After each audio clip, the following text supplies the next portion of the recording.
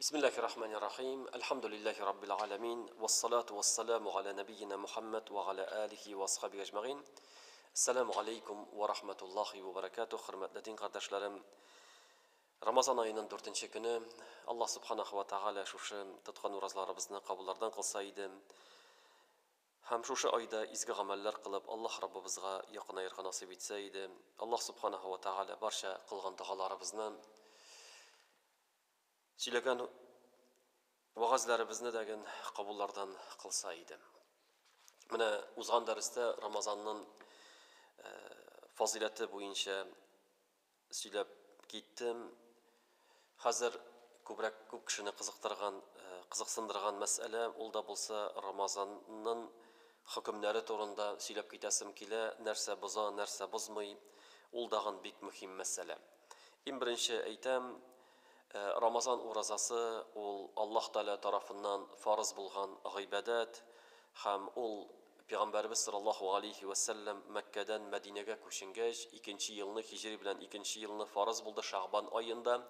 Yani Şaban'dan sonra Ramazan ile Şaban ayında Allah Teala farz etti. Şuna göre Peygamberimiz sallallahu aleyhi ve sellem 9 yıl urazat tuttu. 9 yıl urazat tuttu.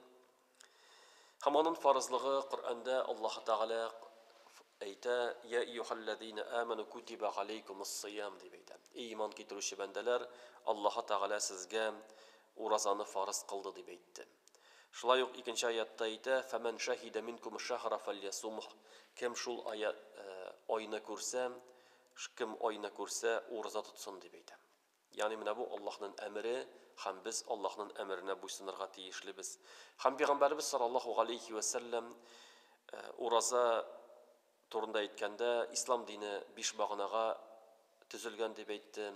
Birincisi Allah'a iman ketiru, şahadat kelimesini aytu, ikincisi namaz tırgızu, üçüncüsü zakat tölev, dördüncüsü Ramazan ayında urza tutu, beşincisi mümkünçilik bulsa haç kılı deb aytdı. Şuna göre Ramazan ayında uraza ol İslam'ın 5 bağınasının birisi bulup tura. Namazın ırkını, yani urazanın ırkını nerse, yani nerse ütelerge tiyişli urazada, eğer de ol ütelmese uraza dürüst tügül bir neşikdegin, ol da bolsa tıyılıp dur. Çünkü uraza ol, taң atkandan alıp kıyaş bayıgança halik, bilgili bulgan eyberlerden tıyılıp dur. Eğer de kişide tıyılı bulmasa, ol uraza dürüst tügül. Çünkü tıyılı urazanın birinci. Ham urazanın 3 şartı var, yani dürüst bulsun için, uraza dürüst bulsun için 3 şart ütelerge tiyişli. Birincisi İslam, yani Müslüman kişi bulurga tiyiş. Eğer de mesela Müslüman bulmagan kişi, min Müslümanlar bilen birge uraza tutup qarıymalı deyip tutup qarıyken, eğer de ol İslam dini kabul etmese, Allah karşında ol uraza kabul tügül. Çünkü en birinci şart ol İslam buluptur. Yani Müslüman kişiye Allah Teala şu urazanı yükledi. İkinci şart ol akıl. Akıl yani uraza tutuşu kişi akıllı bulurga tiyişli. Eğer degin bir kişi akıllı bulmasa, mesela jülerlenip yürse, Ramazan ayı boyu jülerlenip yürse, ol kişiye farz tügül.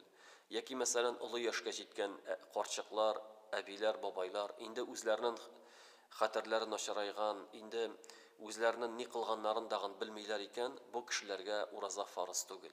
Onlar için fidye tölev degen gerek tügül. Fidye tölevden gerek tügül. Eğer de mesela kimdendir anisi ulu yaşta iken, orun üstünde yata ham xatarlami degen, indi sileşkenin degen unutam, indi xatar işi olgan iken, akıllı öz orunda tügül iken, bu kişiler için uraza farz tügül. Ham ol kişilerge fidye degen, tutmagan için fidye degen tölev gerek tügül. Çünkü urazanın şartı akıllı bulu. Üçüncü şart balik bulu. Balik bulu, yani eğer degin kız bala, yaki ir bala balik bula iken, ol uraza tuturga tiyiş bula. Balik ol qaşan bula, balik bula eğer degin biznin balalar, mesela kızlarının körümleri kile başlasa. Yani körüm kile başlasa, indi ol baligatka erişken bula. Eğer yaki malaylar mesela tüşlenseler polisiye bulsa tüşlerinde ol vakitte indi ol balik bulgan bula. Eğer de bu признак, yani bu bilgi bulmasa 15 yaş tolgaç. 15 yaş tolgaç indi balalar balik bulgan bulup sanalar, hatta bu alametler görünmese degin. Bu bilgiler görünmese degin. Şuna göre bala balik bulurga tiyiş. Hem indi biz mine balalarını kiçkineden urazaga adetlendirge tiyişli biz. Yani Peygamberimiz sallallahu aleyhi ve sellem 7 yaşta namaz okurga koştu, bastırıga koştu. Biz indi mine balalarını 7 yaştan günün köpmüdür ölüşünmü mesela uraza tutturga. Eğer degin tulara uçta tuta alalar iken uraza tuturga adetlendirge kirek. Adetlendirge kirek çünkü balik bulgaç onlarga uraza tutu ağır bulurga mümkün. Ağır bulurga mümkün. Şuna göre eğer de bala kişi urazaga kirip urazasını bulsa iken korkunç değil. Onlar günah yazılmay.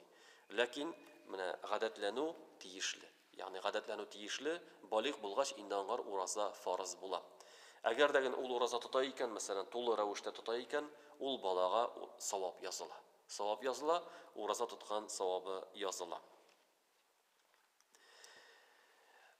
Dağı bir mesele uraza dürüst bulsun için nindi şartlar ötelerge tiyişli. Uraza dürüst bulsun için nindi şartlar. Birincisi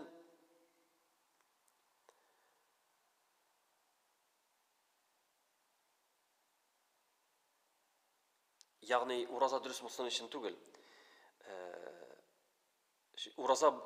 Uraza dürüst bulsun için diyen şartta iki şart var bizden. Uraza dürüst bulsun için. Kişi hatın kızlara kağlayındı bu.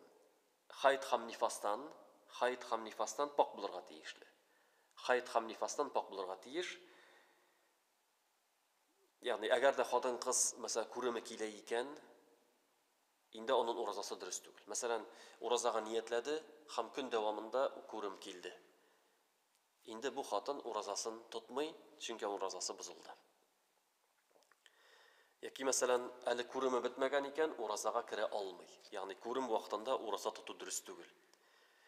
Ol hatın kız indi kurum vaktında uraza tutmay, anları uraza bitkenden son başka günlerini qaza kılırga tiyiş bulam. Yani neçe gün tutmadı, 6 gün mü 7 gün mü tutmagan bolsa, şul günlerini qaza kılırga tiyiş bulam.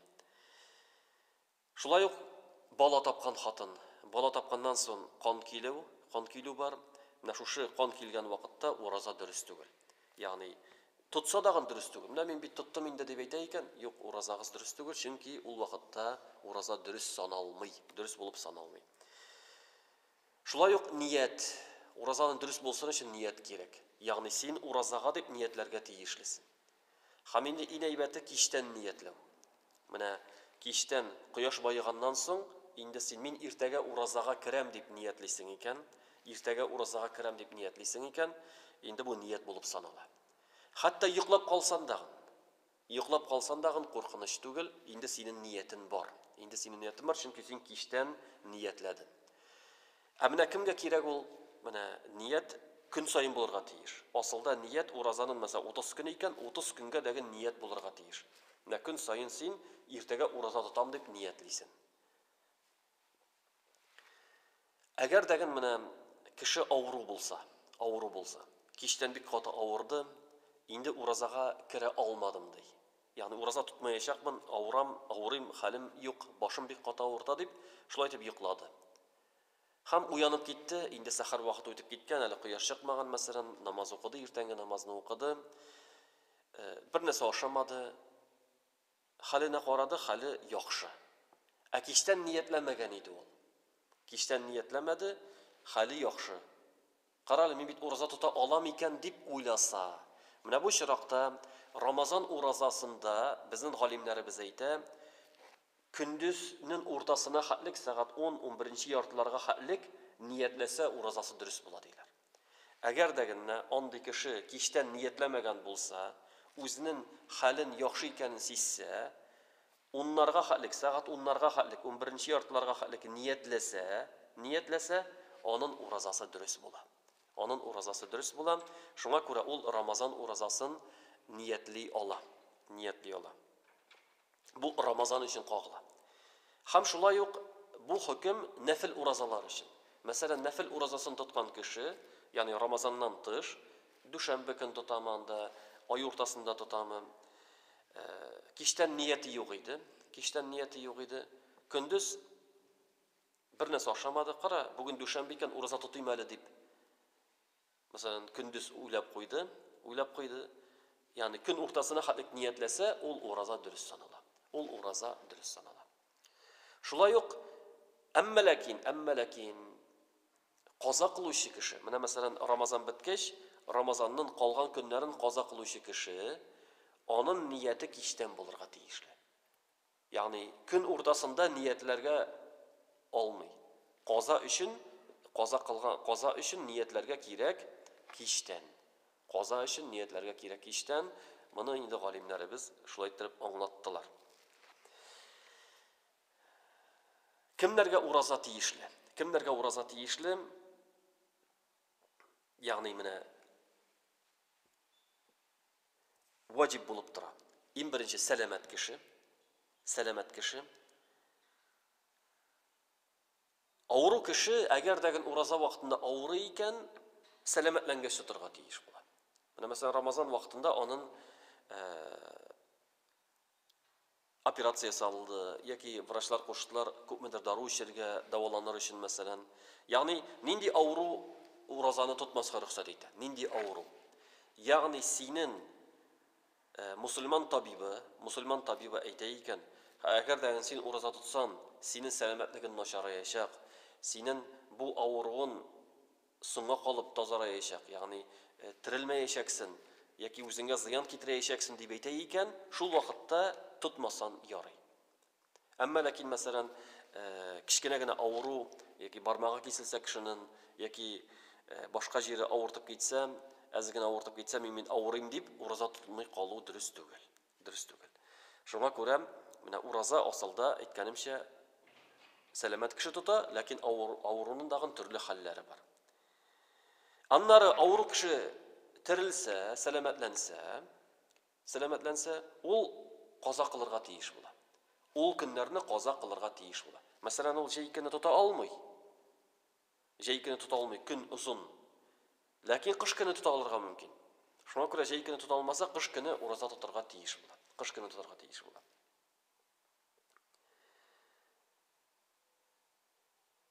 Ә инде кем хронический авырту белән авырта, мәсәлән, инде картлык сәбәпле, яки авыруы терелерлек түгел, гел дару эчеп торырга тиеш, дару өстендә утыра мәсәләнме, тота алмый икән, Аллаһ Таала кичерүче, ул инде гомерлеккә дәвам итсә, бер көнгә бер көн бер мискин ашатырга тиеш була, фидия түләргә тиеш була. Аның турында иншалла аерым сөйләрбез. Икенче шарт, менә ураза тиеш булуның шарты сәфәрдә булмау. Әгәр дә кеше сәфәрдә икән, Аллаһ Субханаһу ва Тааля, әгәр дә авыру булсагыз яки сәфәрдә булсагыз, башка көнне тотарсыз дип әйтте уразаны. Шуның өчен, әгәр дә кеше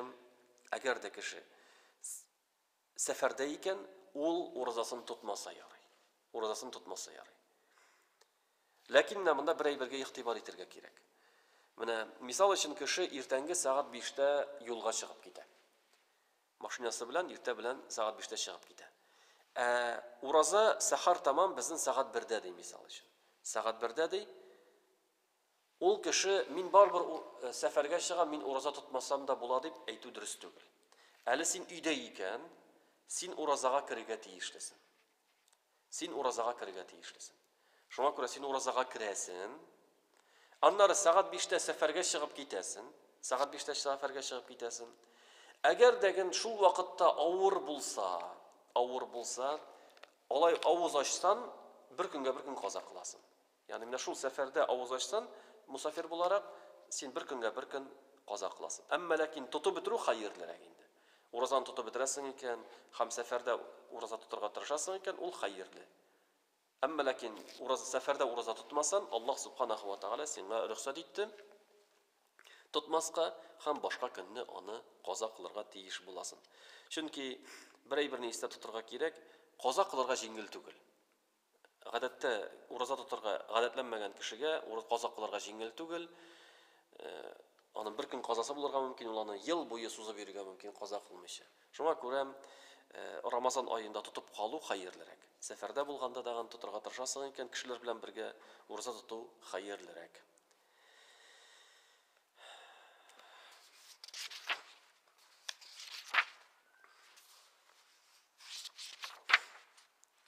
Уразаны боза торган һәм бозмый торган мәсьәләләргә тукталасым килә.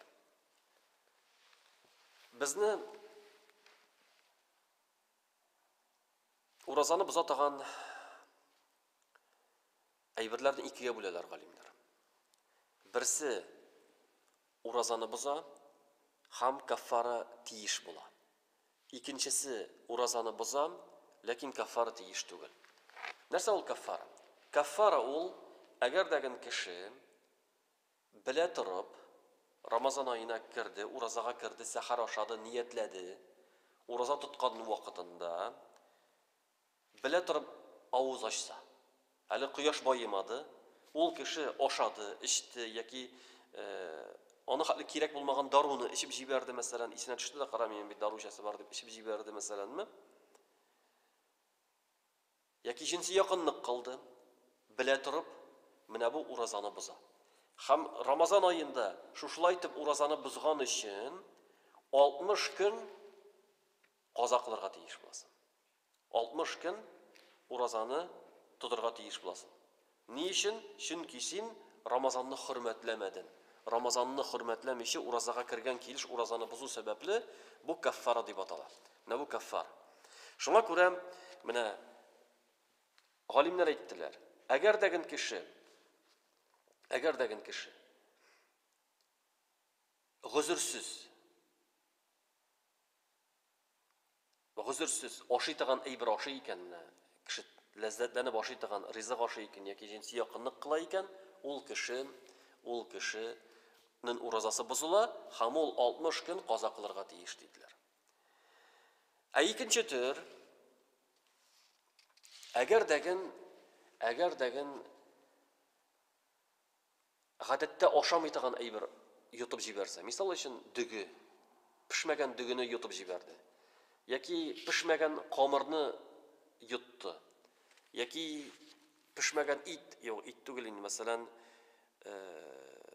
берәр пешмәгән әйбер, мәсәлән, ашамый торган, гадәттә ашалмый торган, пешмичә ашалмый торган әйберне. Яки мәсәлән, кашыгы белән тузны йотты ди, мисал өчен. Чөнки әгәр дәген син тузны тәмләп кенә ашасан, ул вакытта уразан бозыла һәм 60 көн тиеш була. Әгәр дә кашыгы белән йотсан, ул вакытта, чөнки гадәттә кеше кашыклап туз ашамый. Кашыклап туз ашамый, бу инде уразаны боза, ләкин каффара тиеш түгел дип әйттеләр. Тиеш түгел диделәр.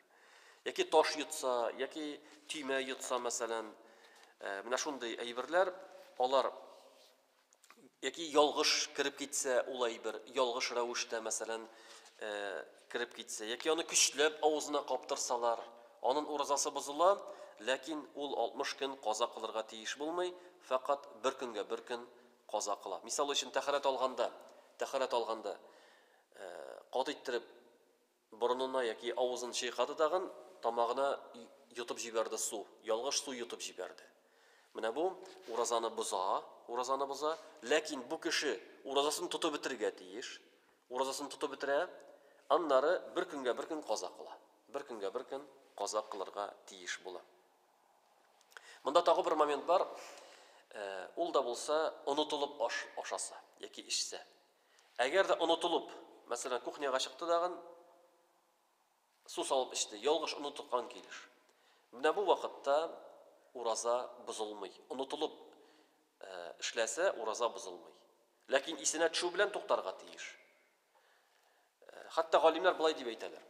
Әгәр дәген, мәсәлән, улы кеше булса, яки бала булса, кухняга чыккандагын, мәсәлән, онытылган һәм нәрсәдер ашап утыра, яки су ичеп утыра. Галимнәр әйттеләр, улы кеше булса, исенә төшермәгез диделәр. Тукта, син бит ураза дип әйтмәгез диделәр. Әгәр дәген көчле кеше булса, яшь кеше булса, исенә төшерергә дип әйттеләр. Чөнки теге кеше оныткан, улы кешегә, мәсәлән, Аллаһның бер рәхмәте ул. Онытылып ашап җибәрде, мәсәлән, яки су ичеп җибәрде. Бу Аллаһның бер рәхмәте аңлар. Шуңа күрә исенә төшермәгез диделәр. Әгәр дәген яшь кеше булса, ягъни сәламәт кеше булса, әлбәттә, исенә төшереп туктатыгыз, чөнки ул кеше авызына ризык капкан икән, аны төкереп чыгарга тиеш була, аны йотырга тиеш булмый. Исенә төшкәч, инде ул аны теге чәйнәп йотырга тиеш түгел инде.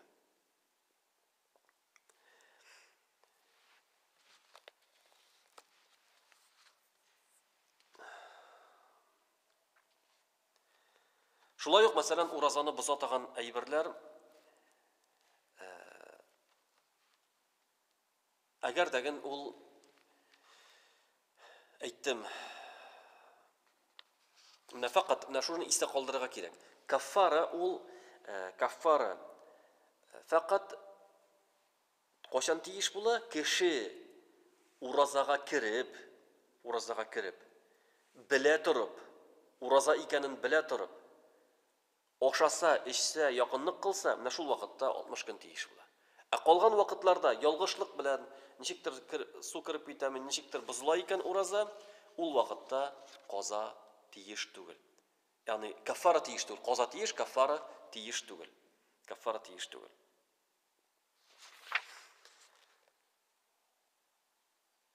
Монда инде керә, әлбәттә, мәсәлән,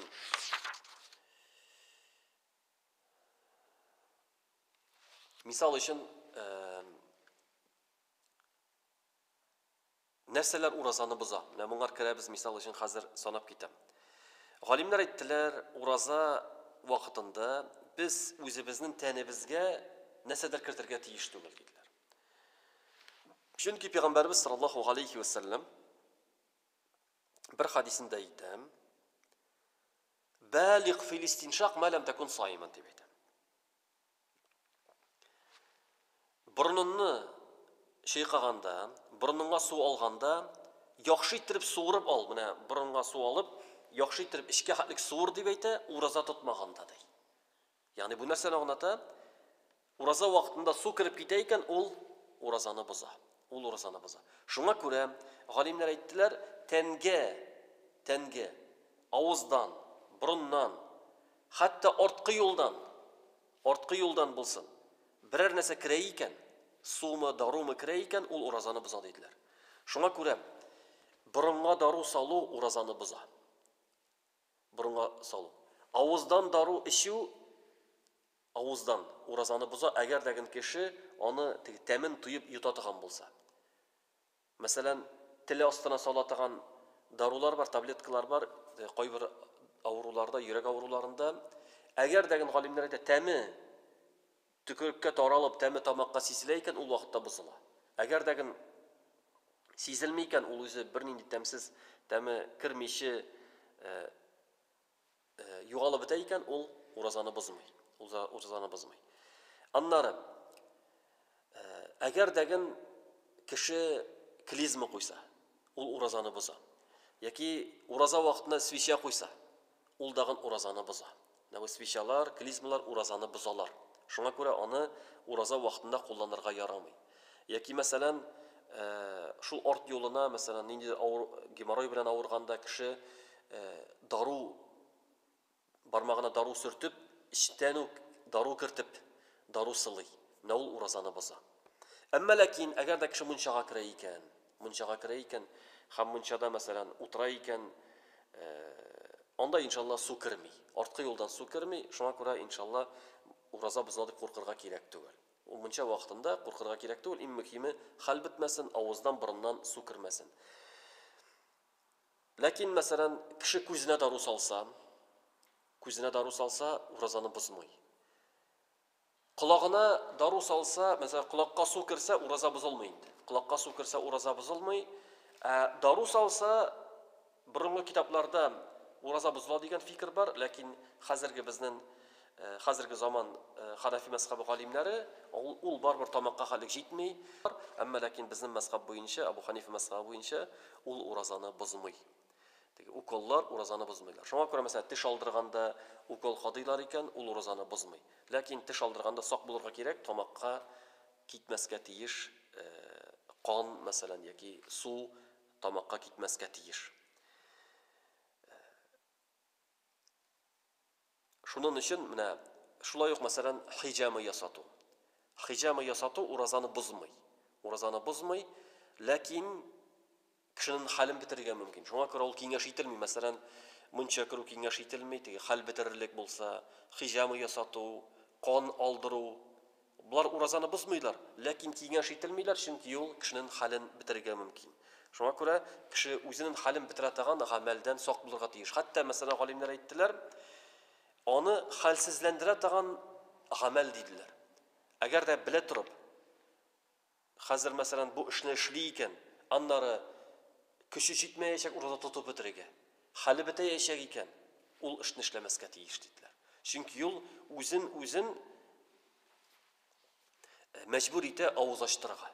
Onday halga çürge yaramay. Yani ya indi mesela ol işini kıyaş bayraş kaldırasın, ya ki kıyaş bayır aldından işlep alasın, işleysin ol işini avuzlaşırga yakın bolsun için. Yani kişi şamalarga tiyişli. Şamalarga tiyiş özünün bile turup, kıyaş astında özünün halin bitirirlik, avuzlaştırу haline jiterlik itip işlenmesine tırışırga tiyiş, yani saklanırga tiyişli bu ayda. Özünün en mühimi şu uraza gıybedetine ziyan kitirmev tiyişli. Mine şu urazanı buzatağan koybir eybirler, hem buzmaytağan eybirlerini men sizge sonap gittim. Yani köp şuşunday sıravlar. Mine sırılar inhalatorlar misal üçünmi? Eğer degen tın yolları ağırtkanda kişi sudan inhaляция yasap yasıyken ol indi urazanı buzak hiç şeksiz. Mine asma bilen ağırtkan kişiler tamaklarına, avuzlarına siptireler, soluş alır için. Mında indi galimlerin iki türlü fikir, bizim mezhep galimleri eyte ol urazanı buza deyip eydi. Çünkü onun maddeleri oş kazanğa düşe deyip eyteler vraçlar. Şuna göre bizim mezhep galimleri urazanı buza deyip, onday vakitte indi ol kişi onu kullanayken, gerek buza kullana, lakin onlar bir gün qaza kıla. Bir günni qaza kıla, ol urazanı buzsa, qaza kılırga tiyiş bula indi. Şuna göre Allah subhanahu wa ta'ala jingillik birsin, selametlik birsin indi. Elbette uraza ol selamet kişiler için farz gıybedet. Eğer de kişi avru olsa, ol indi bu ayını tutalmasa Ramazan vaktinde başka aylarını mesela günler kıskarak bulganda tuturga tırışsın. Allah subhanahu wa ta'ala kişinin gücünden kilmegen yük bilen yüklemi bizni.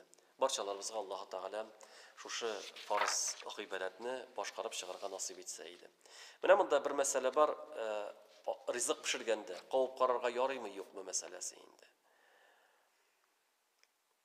Qavub qararga yaraymy yo'qmi? Aslında qarıpmasqa tırışırga kerak. Mene osh pişirasin eken, şamalap qana sal, qapmasqa tırışırga kerak. Hatta galimler şunday bir misal kitireler, eğer de deyip eyteler, iri xuluqsız bolsa deyler. Yani aşılana tağan bolsa, nik tossuz pişirdin, nik bulay pişirdin deyip aşılana tağan bolsa, ul kişiye qavub qararga yarayy deyler. Yani qavub qarıydağın tükürüp çıgara. Qavub qararga yarayy. Eğer degen anday bulmasa, iri zorlanmay tağan bolsa, ul vakitte qavub qaramasqa kerak deyip eyteler. Şulayıq mesela balaga qoy bir kişi şeyinep qaptırırga mümkün mesela. Hazırki vakitte indi ul mesele kerekti. Blender degen neseler var mesela. Eğer de birini vaklarga kerek bolsa, türlü kullanmalar var. Şuna göre balaga şeyinep kaptırga kerek tugil. Yani eliki vakitte ol bulgan, onda birler kerek tugil indi. Bir kerek bolsa bala tegi ul vakitte indi huzurlu bula, lakin bular kengeş itilmi, makruh sanıla indi. Şulay yok tükürükni yutu mesela. Tükürükni yutu urazana bızmay. Ama lakin avuzda tükürükni jiyip barıp anları yutu ul makruh sanala, urazana bızmay lakin makruh sanala. Şulay yok mesela qaqırıqni yutu. Qaqırıqni yutu dağın urazana bızmay, lakin anı tışqa çıgaru hayırlarek. Tışqa çıgaru hayırlarek, lakin eğer de kişi qaqırıqni yutayken inşallah urazası bızılmay.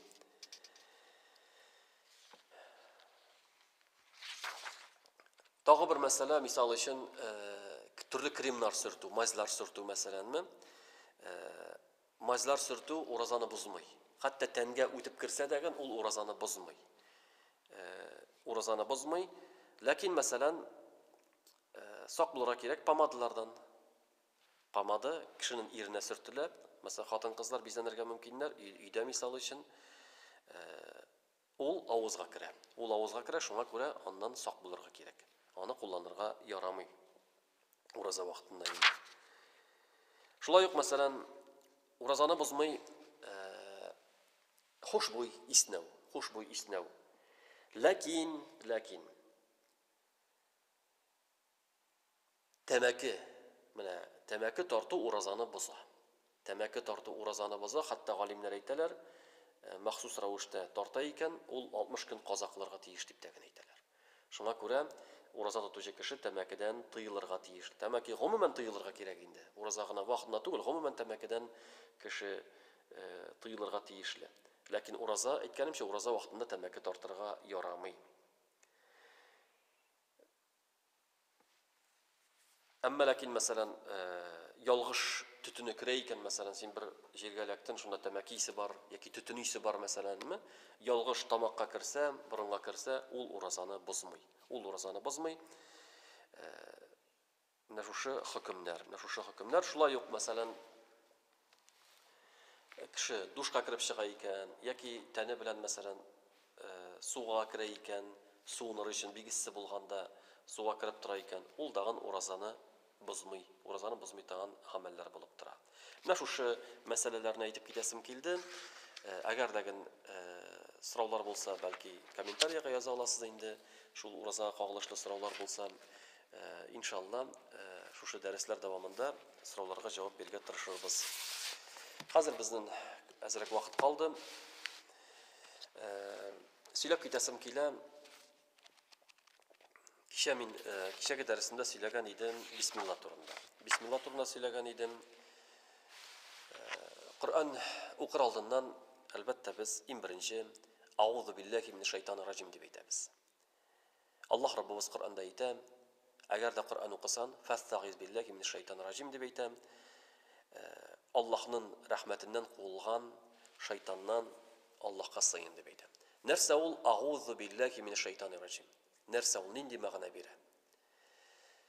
Аузу гарәпләрдә ул сыйыну мәгънәсен бирә. Хәтта кайбер гарәп теле белгечләре әйтә, ауз дигән сүз ул менә яңа туган хайванның баласы 7 көнгә хәтлек әнисе янында йөри.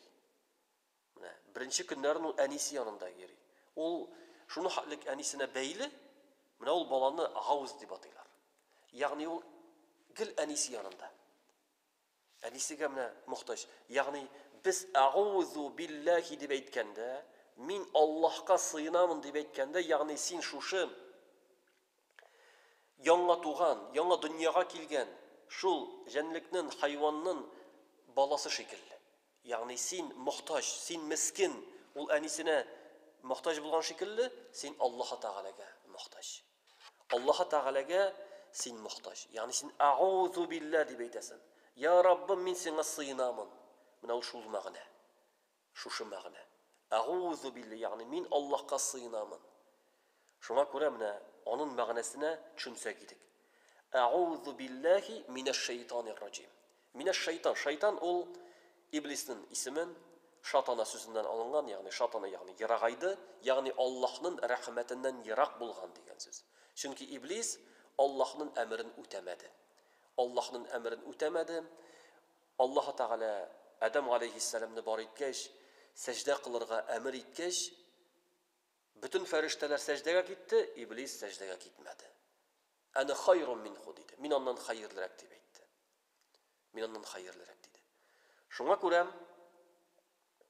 күрә ул Аллаһның рәхмәтеннән ерак булды. Минеш шайтанир раҗим.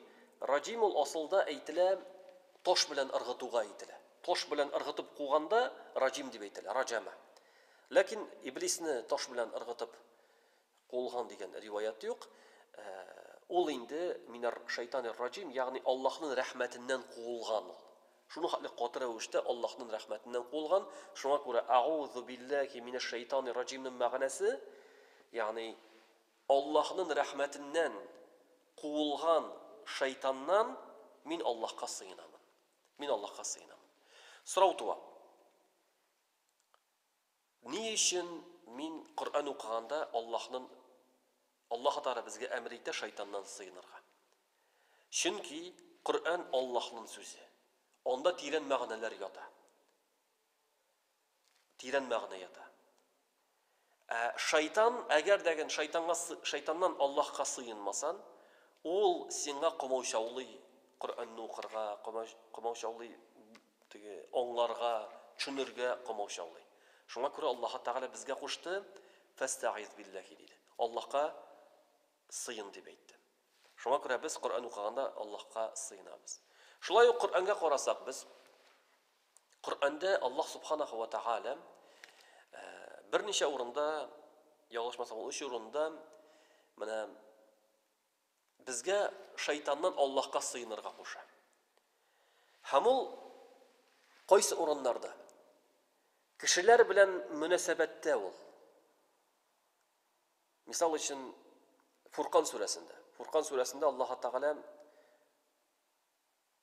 әгәр дәген сиңа бер кеше яманлык кылса, син яхшылык кайт белән җавап бир дип әйтә. Әгәр дә син шулай эшләсән, ул сиңа дус булып кайтыр ди. Ләкин әгәр дә шайтан сиңа берәр начар уйлар китерсә ди, Аллаһка сыйын дип әйтә. Аллаһка, шул шайтаннан Аллаһка сыйын ди. Ни өчен? Чөнки шайтанның төп максаты кешеләрне арасын бозу. Кешеләрнең арасын бозу. Шайтанның төп максаты кешеләрне дуслаштырмау. Ир белән хатын арасын бозу, дуслар арасын бозу, туганнар арасын бозу, аның максаты шул.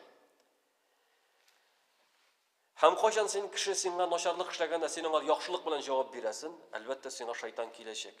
Ничек инде ул бит сиңа шуны начарлык кылды, сиңа шулай әйтте, ничек син аны гафу итәсең, ничек син аңа яхшылык кыласың дип сиңа төрле начар уйлар сала. Менә шул вакытта син "Аузу биллаһи минеш шайтанир раҗим" ди. Аллаһка сыйын. Аллаһ Тәгалә күңеленнән шул начар уйларны алып ташлаячак. Чөнки Аллаһ безгә куша яхшылык кылырга, а шайтан куша яманлык кылырга.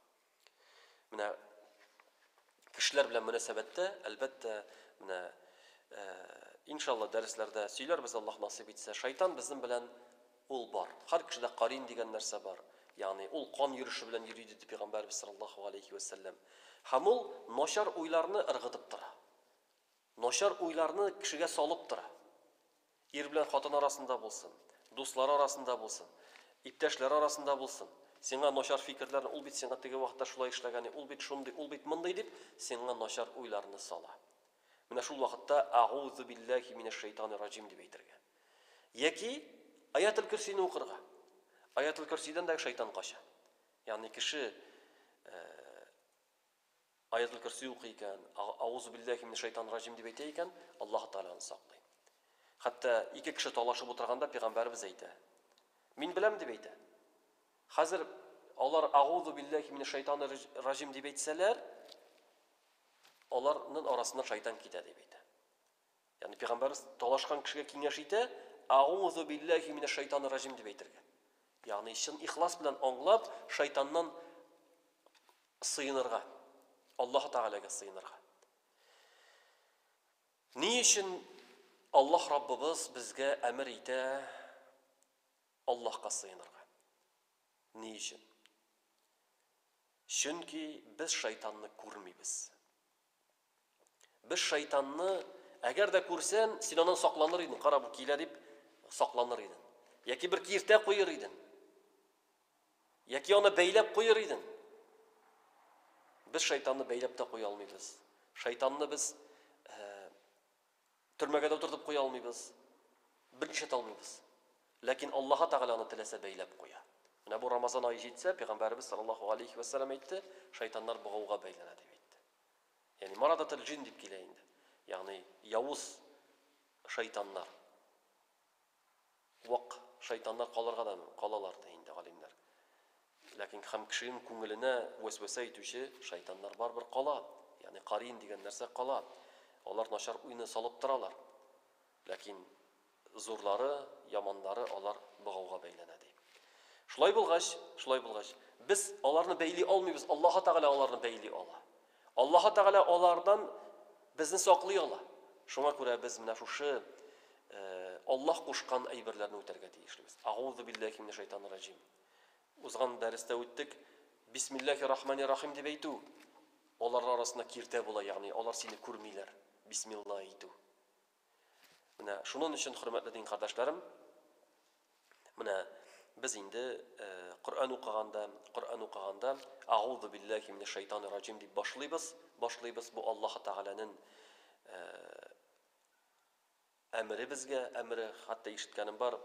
Элекке вакытта инде ник Коръән укыганда Аузуны әйтергә кирәк, без бит начар әйбер укымыйбыз дип, теге начар урында гына Аузу әйтергә кирәк дип, юк, алай түгел. Аллаһ Тәгалә безгә кушты, шушы Коръәндә Ағраф сүрәсендә аны безгә Аллаһ Тәгалә әмер итә, әгәр дә Коръән укысагыз, шайтаннан Аллаһка сыйыныгыз дип. Шуның өчен biz Аузу биллаһи минеш шайтанир раҗим дип башлыйбыз. Ә инде Коръән укучы кеше Коръәнне ачканда ул инде Аузу биллаһи минеш шайтанир раҗим дип башлый. Аннары тукталса, мәсәлән, яки берәр кеше белән сөйләшеп алса, яки азан әйтәләр, азанны кабатлап барса, яңадан укуын дәвам итә икән, яңадан Аузу биллаһи минеш шайтанир раҗим дип әйтә дәген, укуын дәвам итә. Шуңа күрә, менә Коръәнне кайсы җирдән ачтың, иң башта Аузу биллаһи минеш шайтанир раҗим дип әйтәсең, аннары укый башлыйсың. Шуңа күрә, менә шушы хөкемнәрне белергә, өйрәнергә Аллаһ Субханаһу ва Тәгалә безгә насыйп итсен.